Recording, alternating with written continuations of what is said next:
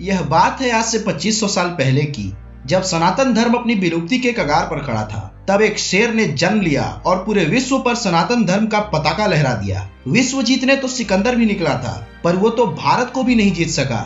इतिहास में एक और एक मात्र ऐसा योद्धा हुआ है जिसने पूरे विश्व को जीता है। उसका नाम है सुधन्वा चौहान। आदि शंकराचार्य के शिष्य थे सुधन्वा चौहान। हमें केवल गुरु चाणक्य और चंद्रगुप्त की कहानी मालूम है, पर भारत में एक ऐसी भी शिष्य गुरु की जोड़ी थी जिसने स्वर्णिम इतिहास रचा है। इन दोनों शिष्य गुरु की जोड़ी जब विश्व विजय अभियान पर निकली तो पूरे विश्व को जीत कर ही रुकी। आज विदेशों में खुदाई में जो मंदिर के अवशेष मिलते हैं वो असल में इन्हीं सुधन्वा चौहान के द्वारा बनवाया गया था। तो आइए आकर्षित हिस्ट्री वाला के साथ जानते हैं विश्व विजेता सुधन्वा चौहान के बारे में, जिनके इतिहास को विदेशी आक्रमणकारियों द्वारा जलाकर राख कर दिया गया है। दिग्विजय सम्राट सुधन्वा चौहान सन 500 से 470 ईसा पूर्व दक्षिणी अवंती के शासक थे। माहिष्मती नगरी इनकी राजधानी थी, जो वर्तमान काल में मध्य प्रदेश के निमाड़ जनपद में महेश्वर नामक स्थान के रूप में ज्ञात है। जो बाहुबली सिनेमा बनी है उसकी कहानी इसी माहिष्मती को आधार बनाकर लिखी गई है। सुधन्वा चौहान बचपन से ही प्रतापी थे। उनकी प्रतिभा को आदि शंकराचार्य ने पहचान लिया और उन्हें अपने शिष्य के रूप में स्वीकार कर लिया। उस कालखंड में बौद्ध धर्म के बढ़ते प्रभाव की वजह से सनातन धर्म अपने विलुप्ति के कगार पर खड़ा था। आदि शंकराचार्य को यकीन था कि यही वीर पूरे विश्व में सनातन धर्म का परचम बुलंद करेगा। आदि शंकराचार्य ने सुधन्वा चौहान की शिक्षा दीक्षा प्रारंभ की और उन्हें 18 युद्ध कलाओं के विषयों का ज्ञान दिया। सुधन्वा चौहान 20 प्रकार की घुड़सवारी युद्ध कला भी जानते थे।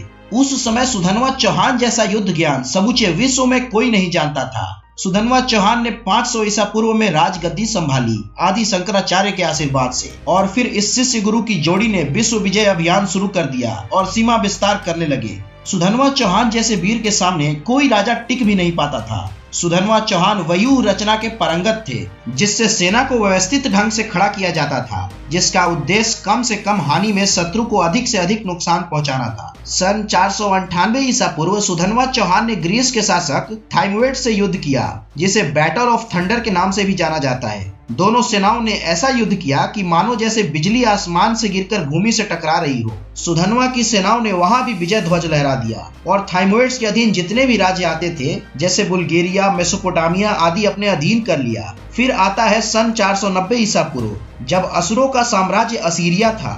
असीरिया फरात और दलजा नदियों के मध्य अवस्थित था। सुधन्वा चौहान ने 4 लाख की विशाल असुर सेना को भी परास्त कर दिया और सनातन धर्म का ध्वज लहराते हुए असीरिया को भी अपने साम्राज्य में शामिल कर लिया। सुधन्वा चौहान इतने में भी नहीं रुके। सन 483 ईसा पूर्व में एडमेट्स को पराजित कर फ्रांस, रूस, Serbia, Spain, Britain, Germany, Asia और समूचे यूरोप तक अपना झंडा गाड़ दिया। सुधन्वा चौहान की सबसे खास बात यह रही कि उन्होंने जीते हुए देशों के सांस्कृतिक विरासत से छेड़छाड़ नहीं की। सभी प्रजा पर कोई जुल्म भी नहीं किया गया। आखिर ऐसा राजा जिसने पूरे अफ्रीका, रोम, यूरोप, एशिया, जिसमें चीन और जापान भी शामिल है, को जीता, पर उसका नाम हमारे इतिहास में नहीं है बल्कि विदेशी इतिहासकारों की किताबों में है। ऐसा क्यों?